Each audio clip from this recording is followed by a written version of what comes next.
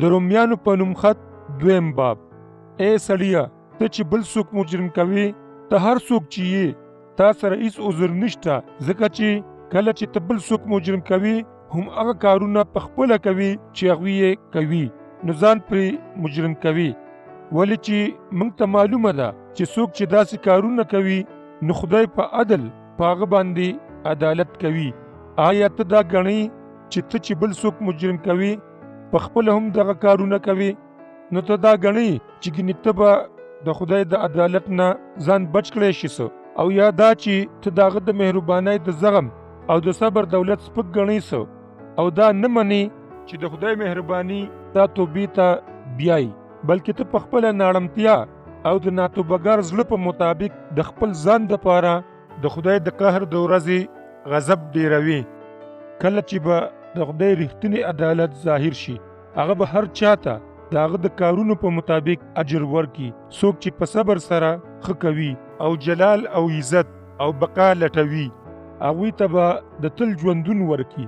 خو هغوی چې خود غرضه او د حق نه منکر دي او په غلطه لار سر شوي دي، په هغوی به قهر او غضب نازلیږي.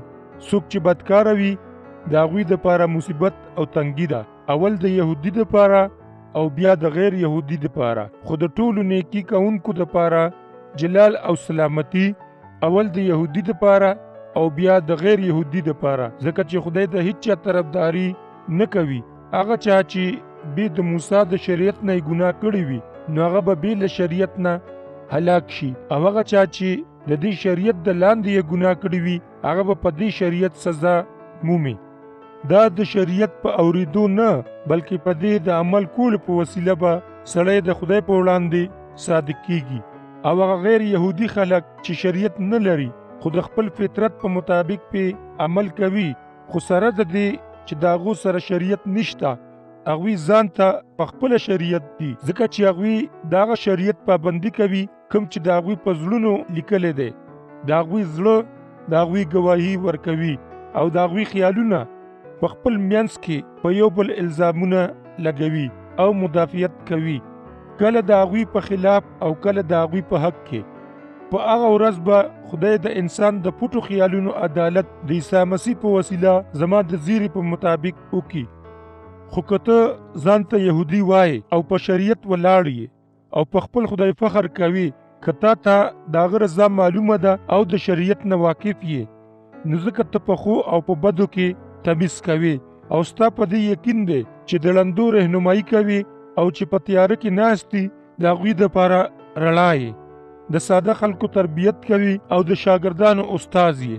ځکه چې په شریعت کې ته د علم او د رښتیاو کمال لري، خو بیا ته چې خپلو ملګرو ته تعلیم ورکوي، نو په خپله تعلیم ولې نه اخلي؟ ته خو دا اعلان کوي چې غلا مه کوئ، نو ولې ته په خپله غلا کوي؟ ته وایې چې زنا مه کوئ، نو ولې ته په خپله زنا کوي؟ ته چې بوتان پلیت ګڼې، نو ولې ته بوتخانې لوټې؟ سره د دې چې ته په شریعت فخر کوي، نو ولې ته د عمل نه کولو په وجه د خدای سپکاوی نه کوي څه؟ ځکه لکه چې صحیفې وایي، هم ستاسو په وجه د خدای په هکله غیر یهودي قومونه سپکې وایي. سنت کېدل فایدهناک دي، خو والا چې ته په شریعت عمل کوي. نو که ته چېرې په شریعت عمل نه کوي، نو ستا سنت داسې دی لکه چې اډو شوی نه وي. همدغه شان که یو ناسنت شوی په شریعت عمل کوي، نو آیا هغه به د سنت شوي په شان نه وي څه؟ هغه به ناسنت شوی وي، خو په شریعت د عمل کولو په وجه به ته د هغه په مقابله کې مجرم ګرځولی شي، ځکه چې تاسو سره لیکل شوی شریعت موجود دی او سنت شوي یې، خو بیا یې هم ماتوئ. په ظاهري نښو نښانو څوک سوچه یهودي کېدی نشي، او نه صحیح سنت کېدل په جسم کې ظاهري نښې ته وایي. خو صحیح یهودي هغه دی چې څوک په باطن کې وي او رښتونی سنت د زړه دی، کوم چې د لیکلي شریعت د مخه نه دی، بلکې د خدای د روح د مخه دی، او د داسې سړي صفت د خدای نه کېږي، نه چې د خلکو نه.